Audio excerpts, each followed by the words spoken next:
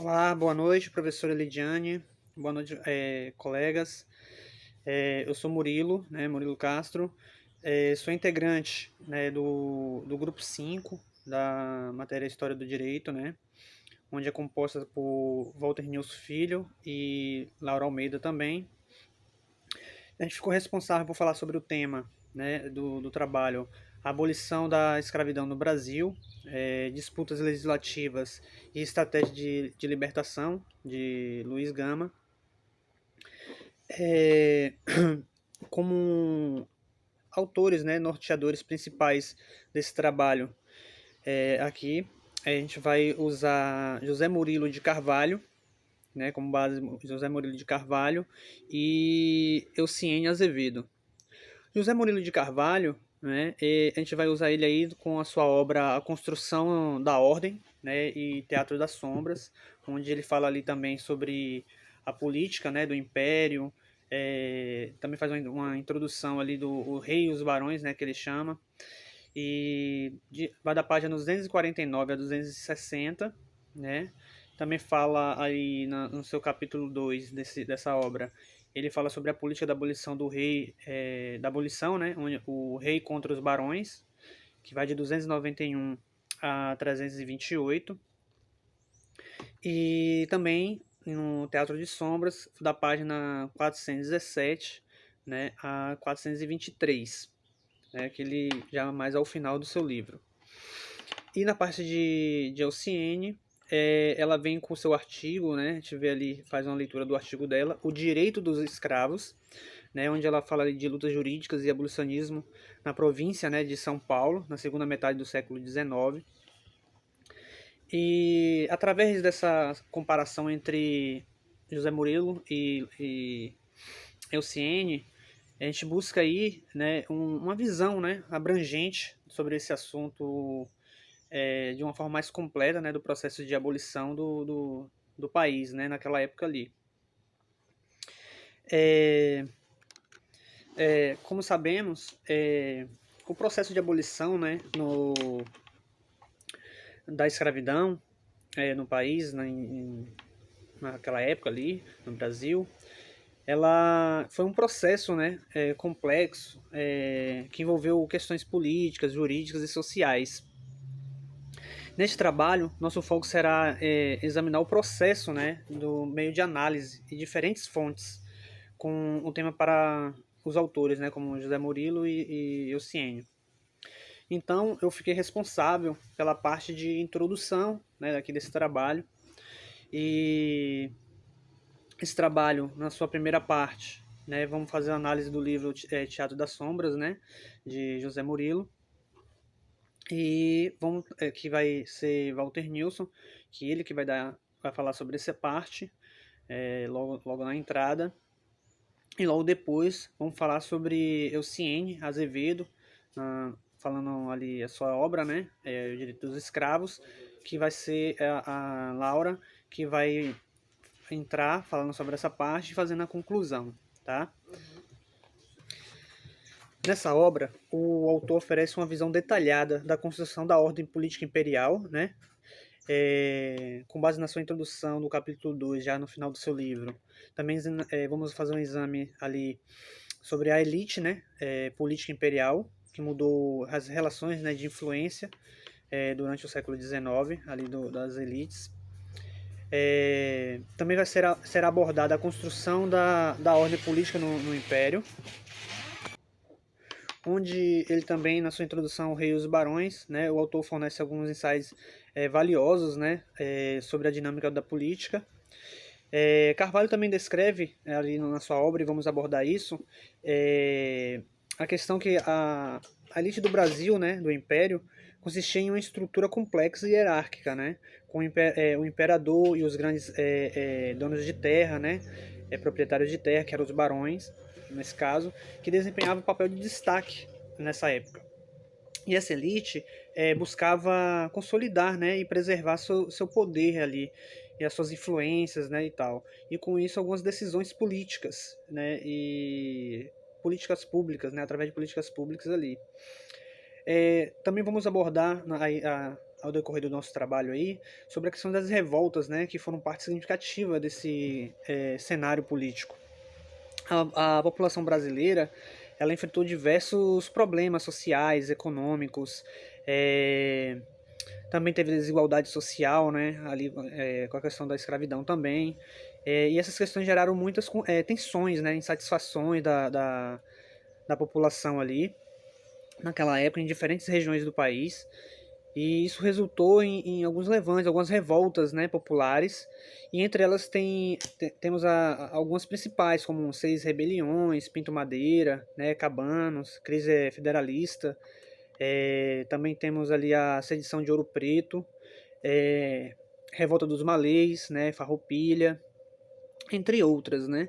O autor também vai explorar ali, e vamos abordar, como o imperador e os barões, né, utilizavam mecanismo, né, como eu falei ali, do controle, né, para neutralizar as ameaças dessas revoltas, né, e assim eles não perder os seus privilégios, né, suas autoridades. E por último, o Teatro de Sombras, né, já na página 417 a 423, onde vamos abordar sobre o que Carvalho traz para a gente nessa obra, que também irá descrever a política de abolição, né, da escravatura, como um dos pontos mais delicados, né, dessa ordem política imperial. A discussão sobre a abolição, vamos destacar os conflitos, né, políticos, os conflitos ideológicos, né, que surgiram em torno das questões da escravidão ali naquela época ali. Os debates, né, que foram moldando, né, as políticas, né, entre reis, né, e os barões, né, poder de moderação, também ali ele não fala aqui, mas ele também tem a questão da igreja, né, também a influência. E nessas dinâmicas, a gente vai trazer essa dinâmica, né, política, né, essas relações de poder, de elite governamental, né, ali da época, né, as revoltas, como eu disse, né, os desafios enfrentados em relação à abolição da escravatura. Isso vai trazer, assim, ajudar, né, a compreender melhor os processos políticos sociais e que mudaram, que foram feitos ali, que constituíram, né, a história ali do país, do Brasil, no século XIX. Pois a escravidão era uma instituição crucial, né, para aquela época, principalmente para a economia, né, para esses donos de terras e o poder ali, era crucial para a manutenção dessa economia, assim, na visão deles, né. Então todas essas relações e disputas, né, ideologias, culminaram no contexto histórico que levou à promulgação da Lei Áurea, né, que é a fim da abolição, e que também iremos abordar algumas leis, né, foram criadas nessa época. Mas em segundo parte, já na parte de Laura, né, que ela vai entrar para fazer aí falando sobre Euciene, e logo após fazendo a conclusão, teremos aí abordaremos o trabalho, né, de Euciene Azevedo, onde ela fala ali sobre a política do rei, os direitos nas ruas, também fala sobre o tópico nas trincheiras da justiça, né. O direito nas ruas acontece ali da página 73 a 100, né, e as trincheiras da justiça de 100 a 137, né, do direito ao escravo de Euciene, que vamos fazer uma análise, né, e será apresentado aqui pela amiga Laura. O direito do escravo, onde é abordado lutas, né, jurídicas e abolicionistas na província de São Paulo, ali na segunda metade do século XIX, oferece uma visão abrangente das batalhas jurídicas, né, travadas em prol da liberdade dos escravos. A partir dessa análise, deste artigo,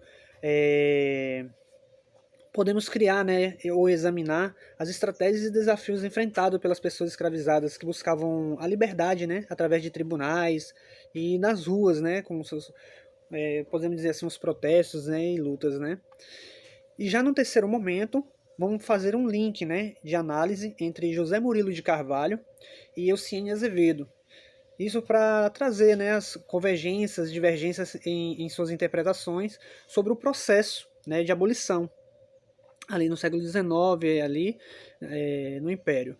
Ao abordar os temas como a política do rei, os direitos nas ruas e as trincheiras da justiça, né, de Euciene, buscaremos também uma compreensão mais aprofundada das estratégias, né, e obstáculos também que foram encontrados pelos abolicionistas em suas lutas para a emancipação dos escravos, né?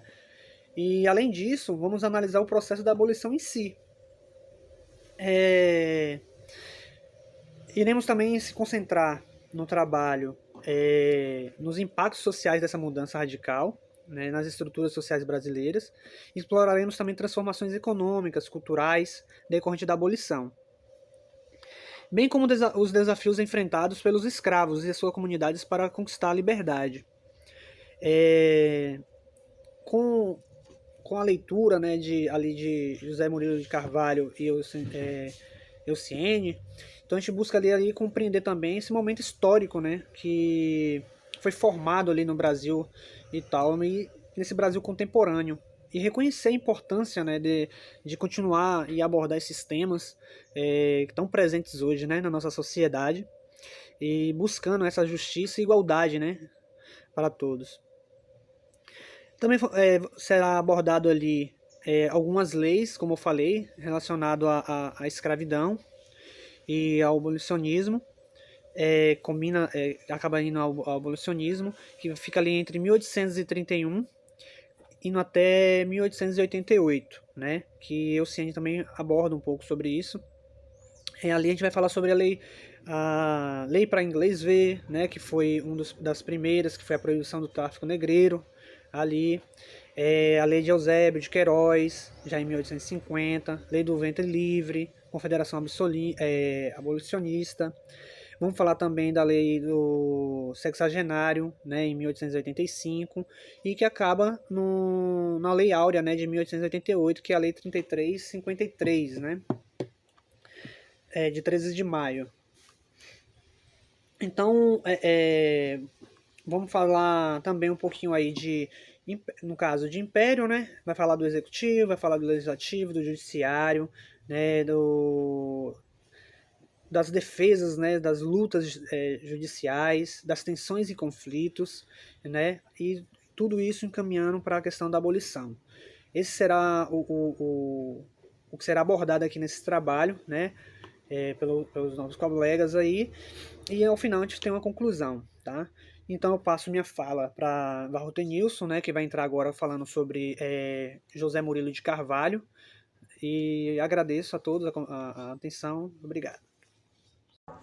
Olá, professora Lidiane Ferreira, caros colegas.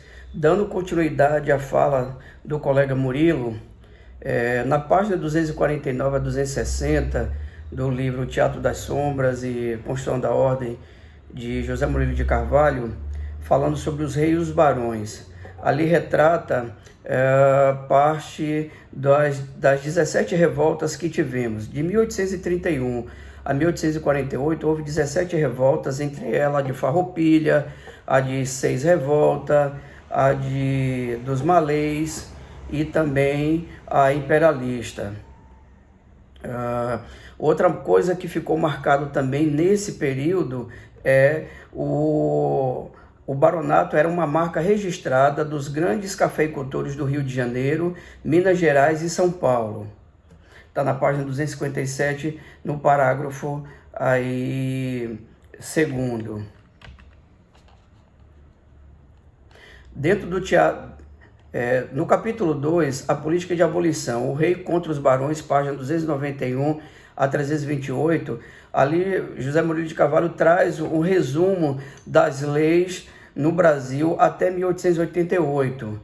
Nós tivemos então a lei para inglês ver, proibição do tráfico negreiro, promulgada em 1831, a lei Eusébio de Queiroz, promulgada em 1850, lei do ventre livre, aprovada em 1871, e lei dos sexagenários, também chamada de lei Saravia de Cotegipe, promulgada em 1888, e a lei Áurea, promulgada em 1888.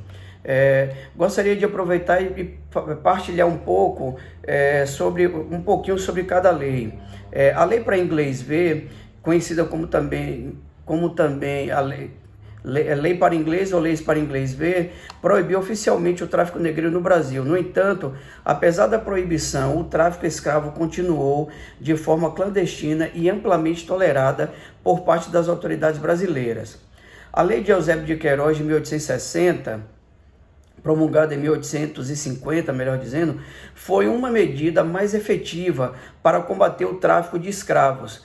Ela tornou a importação de escravos estrangeiros ilegal e determinou a libertação gradual dos africanos capturados em navios negreiros ilegais que chegavam ao Brasil. Essa lei foi um passo importante para a redução do tráfico de escravos, mas não aboliu a escravidão em si.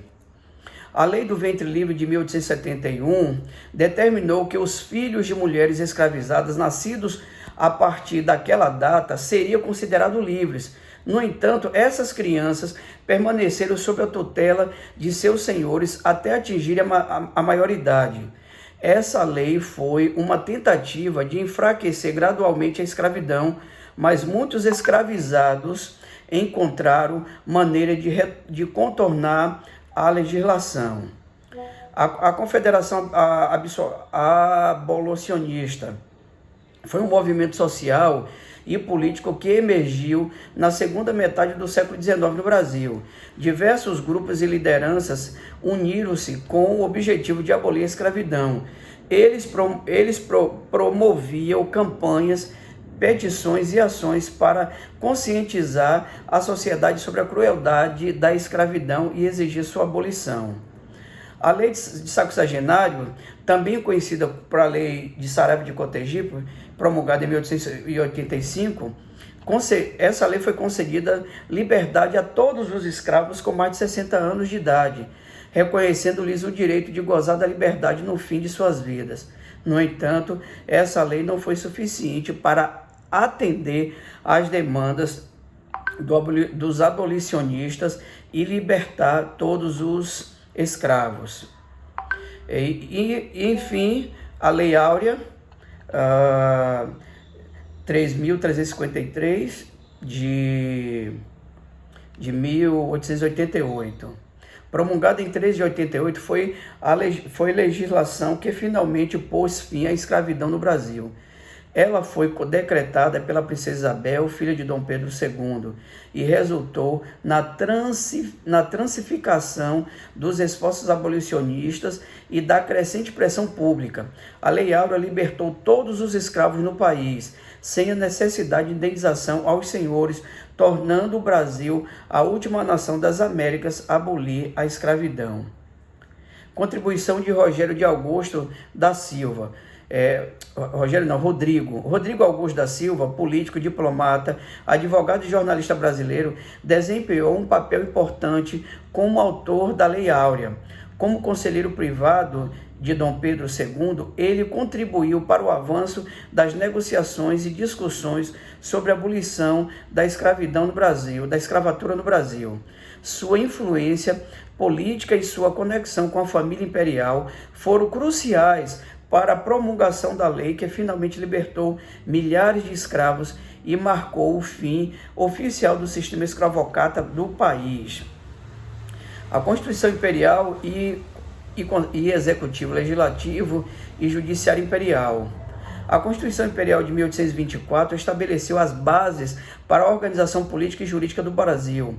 O poder executivo era liderado pelo imperador, enquanto o legislativo era dividido em duas casas, a Câmara dos Deputados e o Senado.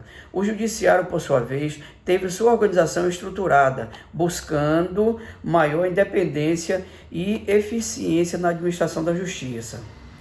A organização judiciária e os desafios da justiça.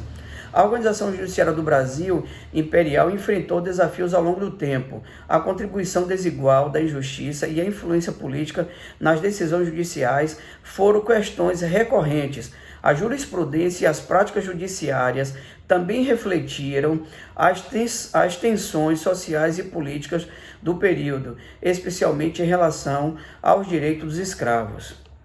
Escravidão, tensões e conflitos. O pensamento liberal ganhou força no Brasil do século XIX, trazendo consigo debates sobre a abolição da escravidão, enquanto alguns setores da sociedade defendiam a necessidade de emancipação dos escravos. outros grupos resistiam e temiam as mudanças sociais e econômicas que isso poderia trazer. Essa polarização política e ideológica influenciou as decisões sobre a questão da escravidão. Milhões de africanos foram trazidos para o Brasil como escravos para trabalhar nas planícies e nas plantações e cidades. A luta contra a escravidão foi uma questão central da sociedade brasileira, envolvendo debates políticos, sociais e econômicos. E, por fim, caminho para a abolição. Ao longo do século XIX, várias leis foram promulgadas buscando restringir ou abolir a escravidão no Brasil. A Lei Feijó, de 1831, proibiu o tráfico negreiro. A Lei do Ventre Livre, como já falamos, concedeu liberdade aos filhos dos escravos, nascidos a partir dele. E a Lei dos Sexagenários, também, como já falado. Certo? O processo de codificação das leis brasileiras foi uma tentativa de unificar a legislação e modernizar o sistema jurídico. No entanto, a questão da escravidão foi um ponto delicado durante esse processo. A codificação das leis trouxe à tona novamente os debates sobre os direitos escravos e a possibilidade de libertação. Então, queridos, trouxemos aí o que José Murilo de Carvalho vem trazendo na página 291 a 328. Dentro do Teatro de Sombras, da página 417 a 423, ali ele traz sobre o papel do poder moderador, disputas políticas, atuação do rei e abolição da escravidão no Brasil.